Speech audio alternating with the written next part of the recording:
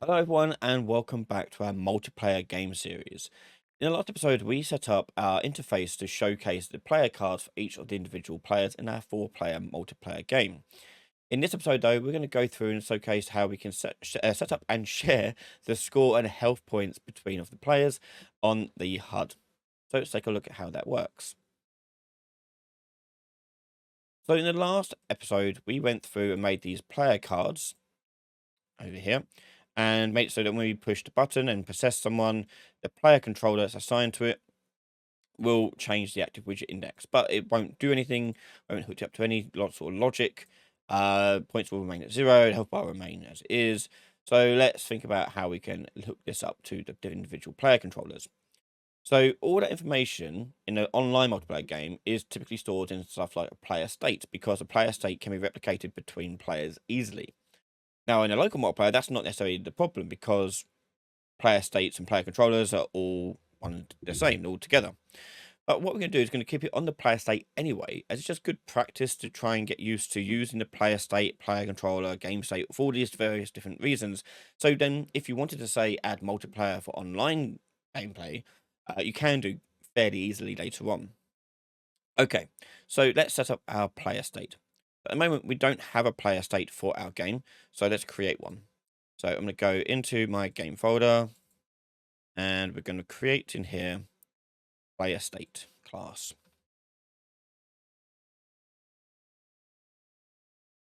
And there we go. So to make it use that, I'm going to go to the game mode, choose player state class in the class defaults, and change it to our. Okay. So that'll do there. Next up is setting up the various things we want to store and keep track of on the player. So I'm going to go over to my player state. And in the variables here, I'm going to keep track of things like score. Score. Now, the problem with score is that it is already taken because there is a built-in score system. However, I don't particularly like it because there's not much you can really do with it. It's just get score. You can't do much more than that. So you may want to put it in yourself so you can have a lot more customization with it and do what you want with it. So rather than call it score, we'll call it points. And we'll make that an integer. Okay. So as per usual in a lot of my videos, what I'll explain and do is make a variable and then make functions to manage that variable. So let's do so. So on the functions here, we're going to have one called award points. We're going to want to know how many points. So that'll be an integer as a parameter. And I'm going to drag that into my points variable by adding it onto it. And don't forget to set it back to the points variable to store it. Now, what might be quite useful here is to have some way of communicating to other objects in the game to let them know that, hey, points have been added. And that's where event dispatchers come in. So we'll go to add event dispatcher on points updated. And we're going to have an input for this, which will be the number of points, really. And we'll do, actually, what we'll do is we'll do total points.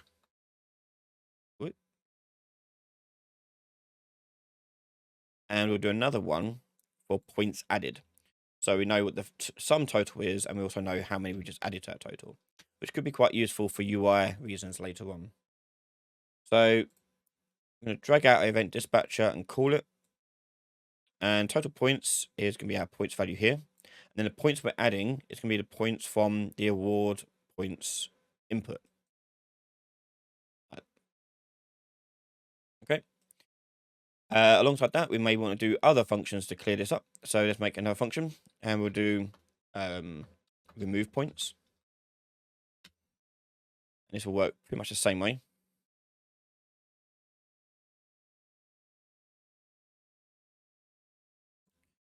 Except we're going to do subtract.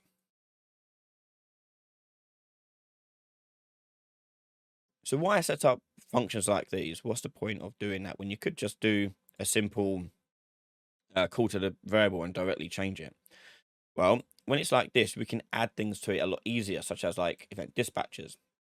If there's anything else we want to add to it, like sound effects, or etc., we can easily do it here too, without having to keep repeating ourselves over and over again.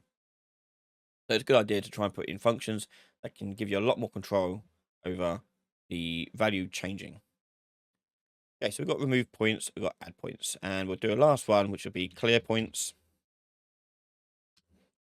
And we'll just take that and set it to 0. Don't forget to call the points update still. And we'll put in total points at 0. There we go. Got 3 various things there. And we could probably add more in later if you wanted to. But right now, this is all we need. The other one is health. Now, health is going to be tied to the pawn, not the player state or the player controller. Reason being is the player controller and the player state are essentially persistent. Okay, so they are not going to change. But if you say are doing a deathmatch type game and your character gets killed, you don't want their health to be anywhere but the pawn, because you want to keep track of the pawn, make it die, and when it respawns back in, you're going to bring the health back to your UI. So we're going to go to our player character, which is our well, we don't have a third person character yet, but we'll go down to the one we've got given here. Go, and we'll add health to their variables. Health. And then to manage the health value, we're just going to be using the built-in damage system inside of Unreal. So we're going to do any damage event. And this is going to be handling the actual damage itself. So we take the health here, subtract the damage value, and set the health up there. Okay. And that's it. So now we need to tie our player cards to these 2 different values. So let's go back to our player card. Take a look at the graph. So on the graph, we are assigning the player controller to the card from the get-go. But when the controller has a new pawn, it's going to change and show a different widget, which is the score and health values. So once that's done, we need to get, first of all, the pawn. So the pawn is the third-person character. And so because this is the parent reference, I need to get it down to the child reference. I need to cast this down. So we're going to do cast to third-person character. And the third-person character here will just promote to variable for now. We'll call it one current character. And then I can set up the bindings I need to have for this thing. So we're going to create a bind event on any damage. And from the event pin, we'll use the create event node. From here, we create a matching function or matching event. And I'm going to do a matching event for now on damage received. And we now get that event dispatcher coming through, and more importantly, the damage value coming here too. But because we have the character already assigned, that means we can also access their total health as well. So I'm going to use the bar health in the graph here. I'm going to do set %, like so. And the percentage here is going to be our player's actual health value. We get current character, health, and put that into in percent. If you're using values other than 1, 0, you'll have to normalize it first, because a progress bar will only accept a normalized value and show it correctly. Okay, so that's the first thing. Okay, and that should handle that. Next is the score, or points. And score, because it's on the controller, which is persistent, we want to just do it on the construct. So we'll take our assigned controller, and what I need to do is get the points for it. I get the state for it, sorry, and then get the points from the state. So we're going to get the player state from there. And then I'm going to cast to our specific player state. And then from there, I can get the points. But let's first of all promote that to a variable. So we've got it. It's typically a good idea if you cast to something, you probably want to promote it to a variable, so you got access to it in the long run. But yeah, that'll do there. And now we can create the binding that we made for the points. Bind event points updated. And we'll create the event pin like that, and create matching event on points updated. But then we get the points coming through. And this is where I want to update my text for the score. So take text score, set text, and over here, I take total points, and we go to text. Now, what I want to do is I want to keep these sort of leading zeros. So we've got 1, 2, 3, 4, 5, 6 zeros here. So I'm going to make sure I've got a leading set of zeros. And the way you do that with the to text node is you go minimum integral digits. Okay, so you type that in as 6, and that will do it for you. Okay, so that will make it so that we have leading zeros leading up to that value there. Okay, and that will go through that. Okay, so let's figure out a way to test this out. So let's go to our player character. I'm going to set up the debug key for 1. And for this one, we're going to apply damage. Okay, to ourself. And the base damage here we'll do as 0.1. And damage cause I will do self as well. Okay, pretty simple. Next one up is going to be the score. So we're going to take that and change that to debug key 2.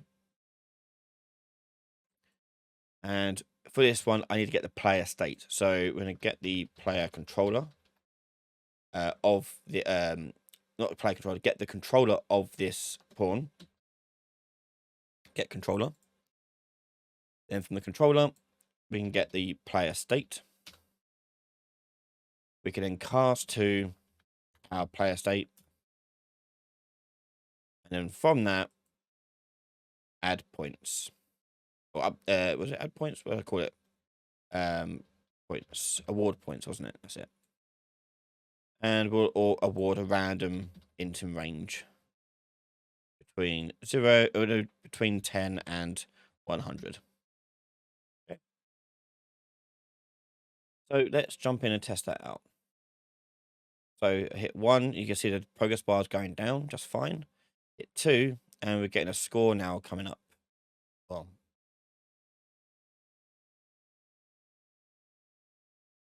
okay. Now obviously we've got to work it on the other ones too. So I'm going to go grab my controllers and we'll test it out now as well. Okay, so I've got my other controller. What we need to do is just make it so we can debug it with the gamepad keys as well. So we'll do gamepad left face button. Put that in there. And this one we'll do debug gamepad face button right. There we go. Okay, so we play the game. And there's player 1 on my keyboard. Go to my controller, push start to join. I am. And now I can test out those different face buttons. So hit the X button on my Xbox controller, takes away the health, and the B button, give a score. And I'll go back to my keyboard. You've got me now working independently of each other. If you don't want that grouping, by the way, which I don't particularly like when I'm doing like leading zeros like this, it's very simple to fix. All you got to do is go to the player card and you turn off use grouping. That's it. There you go. We've now got points, we've got health, everything's tied up to our player cards. All that's left is actually the game itself. Now, for this, we're just going to make a very simple thing. We're not going to write about anything crazy, but we just want to make something playable that we can test out my local multiplayer with it. But obviously, this should be enough for you to get started on making your own local multiplayer. But if you do have any questions, do leave a comment below. If you want to see something specific about what we do in local multiplayer games, do leave a comment and I'll try and address those in future videos. But in the next video, we're going to start work on some gameplay, very simple gameplay to see a game in action. If you want to watch that next episode right now, head over to patreon.com/Ryan Laley. We can find all my videos early from just $1 a month. A massive thank you to all our patrons and YouTube members for their continued support. Thank you for watching. Make sure you're subscribed and I'll see you all next time.